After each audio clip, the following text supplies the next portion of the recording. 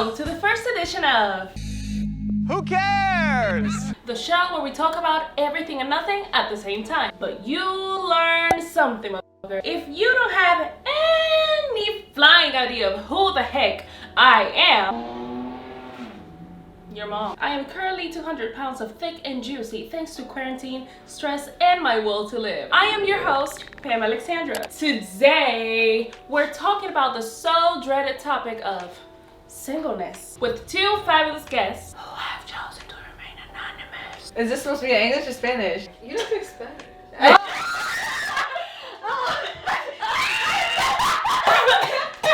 Ladies, introduce yourselves in the most incognito way possible. I wasn't prepared for that. You want a fake name? Oh! Introduce yourselves. Hello, my name is TVA. PDA. I'm 21, right? I have a dog. I'm a student right now. I'm in college. I'm a licensed cosmetologist and I'm a nurse aide. My name is not important. I'm 23. I just graduated from college and I'm a nurse now. So, working in a hospital. I wanted to ask you, first and foremost, how was your Valentine's Day experience this year? This year? Yes.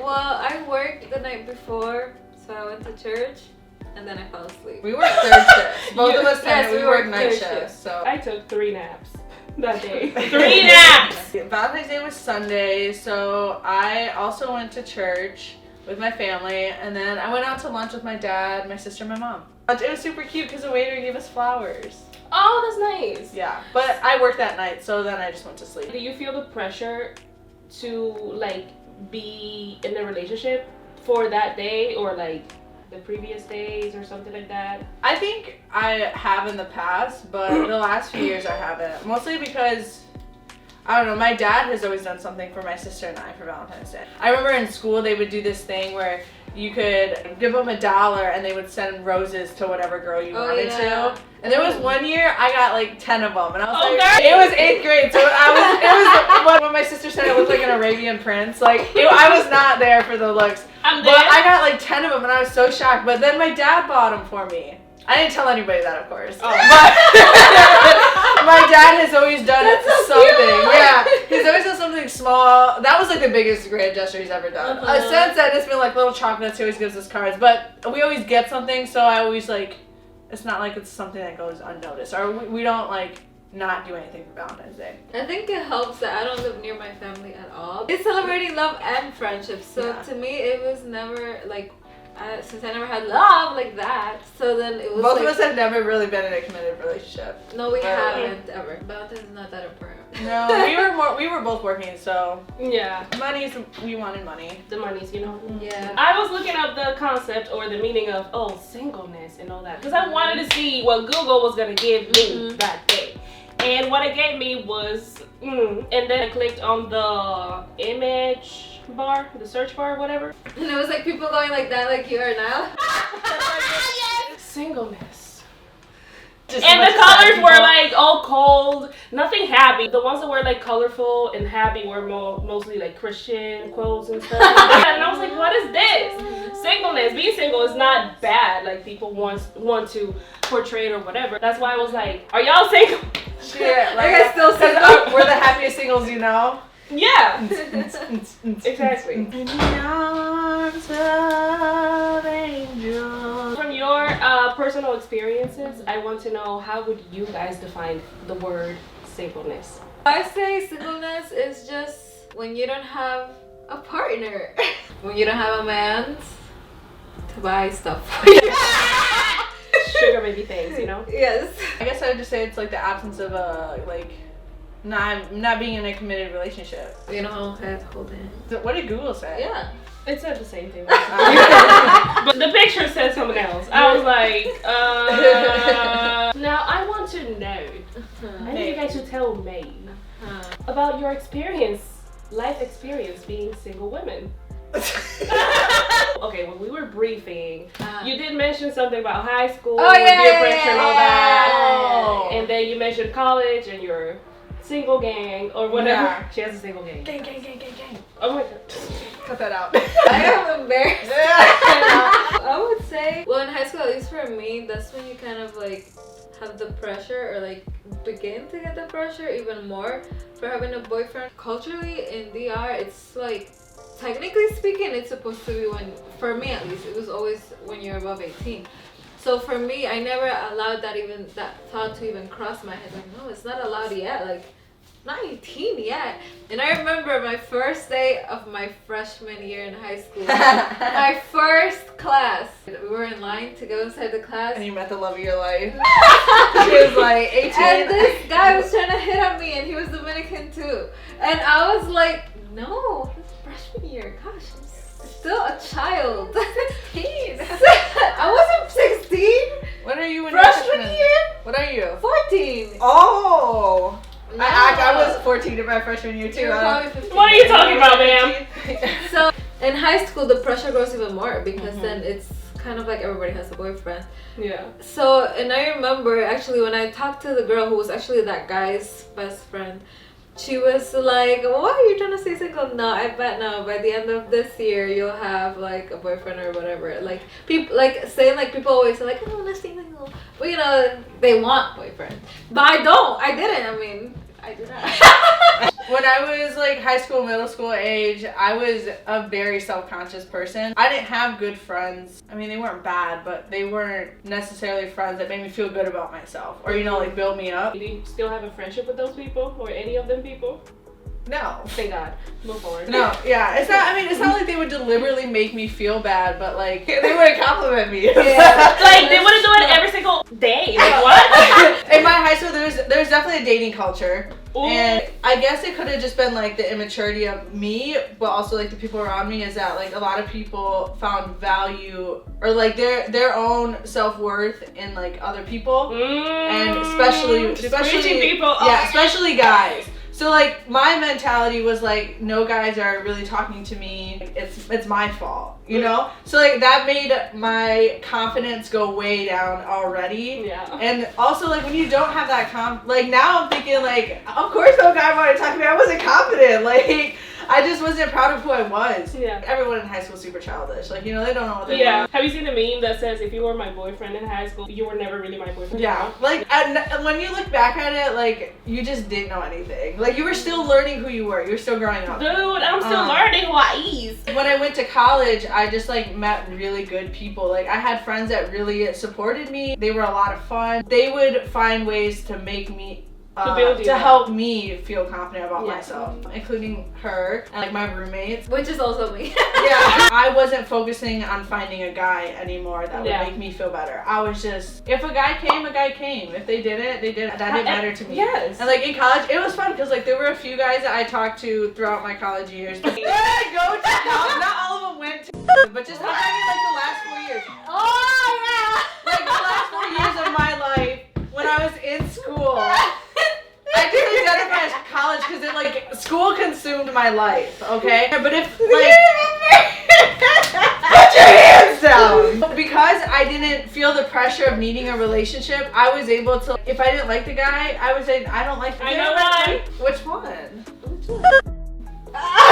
Yeah. Like, eventually, I was after like, much encouragement from the rest of us. Girl, the whole college. we went out and I was like, yeah, no, this is. I remember. I was like, I can't believe you went out. But it's because like I think if it was high school me, any guy who showed interest, I would have gone for it. You went on a date with, I can't believe you went on a date with him.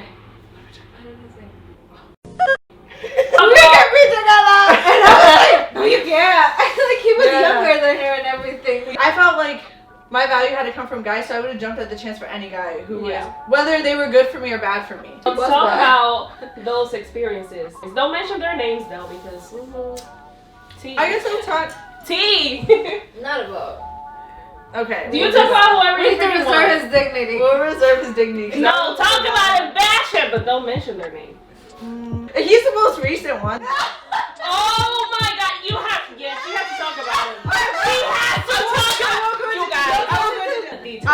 I had a mutual friend who introduced us. It really pushed us to like talk. And he's a good guy. He really is a genuinely good guy. But I was genuinely like really not really interested because there were just a lot of factors that I knew weren't gonna work out. There were just a lot. But he was a nice guy. But anyways, I went on a trip with all of our friends, like including my my friend, and then the mutual friend. Like we went on a trip. We were always in like group settings, but like every time, like I feel really weird saying this, but he really liked me. Like, he did, girl. You know. He liked you too. I did like him too. No, Spill the tea there. yeah, okay, I did like him too, but I still questioned it a lot because being in a relationship is something I take very seriously. What's the point of being in a relationship if, like, the whole point of figuring out if you're gonna marry them? So, like, if your lives, if your character, if your values and stuff are compatible, then what's the point of dating them? Yeah. So, like, I really liked him, but I just was in the phase of, like, trying to figure out whether we were compatible. We never, like, were exclusive or anything like that. We were just talking because also he lives very far away. So, like, that was a big thing. I was like, I'm not planning on moving over there. I don't know if he's going to come over here. Oh, there's. Like, that would have been a huge thing. He was willing, to be honest. He was willing. So I prayed about it because my faith is very important to me. I wanted to make sure that that was something that God wanted for me. And just like the more time we spent together, the more time we talked, I just got this feeling that it was probably not, it just like wasn't for me. But like we still talked and remained friends for a while, but then it got a little weird because Tell us about that. he was still talking to me as if we were in a relationship. Like that it was clear that we were not friends from like his perspective. Mm-hmm. He wanted more than that, and he was still talking to me like we were more than that, and I was not. And it's hard when you're in long distance because we weren't long distance committed, but it's hard when our only communication was through texting. Like I feel like you can definitely play with someone's heart that way because they don't see you, they just hear your words, and you can easily just say it in a text and not think about it. That's facts, yeah. Basically, I lived here my whole life. My parents speak Spanish, but I can speak 60%, and I understand it pretty well. Yeah, like 85%. But so like language barrier is a little bit of a thing. And also because when they speak in the art, they have a little more love into it. And like, passion. They call you like my love, like princess. Mi amor. Yes, even if you're She's not. reliving everything. I know, I'm just like. So even if you're not, they'll call you that. So she wasn't used to that. No, I'm not a very lovey-dovey person like that. So She dry. I am. Now, there are some conversations that went on that I was like, Lordy, what is this? Talk about that. I don't know how to do it without exposing. You guys, there were some voice notes. They were just. That I was like, excuse me. I don't know. Okay, I'll take. I don't know how to do it. So the thing is that like guys do this a lot actually. I don't know all guys, but the In guys DR? I've had Not all guys. in general. Oh, guys in general, yeah. Like when they, we're just generalizing, but like when they don't get what they want from you, like they just keep on pressing on. No means yes to that. But yes, In our experience. It's What? not that all guys are like that, it's just like in our yes, experience. in Yeah. our experience. And I think sometimes it works for them. That he treated her as something not to be like valued and as something to be respected. Which up until that point, I would say he had. Yeah, he was but that never crossed my mind. Like Yes. his values in the way that he treated a woman. You know, guys, they want to be out here being crazy, and then they want a woman that's all pure and like perfect, and that has never had a boyfriend, and that has nothing. But then they can go out and be whatever. Yeah. You know. So that's what kind of he was like, and then that was so disrespectful. I think He basically just kept like pushing me when I kept saying like, no, I don't. I think we should be friends, and then I was like, no. Maybe we shouldn't even talk. Like, I kept saying no, basically. Any other experiences? Because he's not the only one in your life. No, he was the most recent, I guess. I've had other, like, friends, I guess, in college that, like, they were good dates. It wasn't bad. Like, there was this one guy I went on a date with. I think you guys know. I thought he was really interesting. He was really sweet. He was funny. He had an interesting way of dressing. I don't know. He was just, like, very intriguing to me. But, like, his personality was just, like, too passive. I guess I can be demanding sometimes, but like I'm pretty passive. Like, for example, I'd be like, "You wanna go out for coffee?" He's like, "I don't know. Do you want to go out for coffee?" Sure. Like, and that's really like abnormal for me. They're like, "Where do you want to go?" What? where do you want to go for coffee? Oh, where do you want to go for coffee? We're not ever gonna get anywhere. Yeah. Any other experiences? Because I can remember one. That one is like the OG.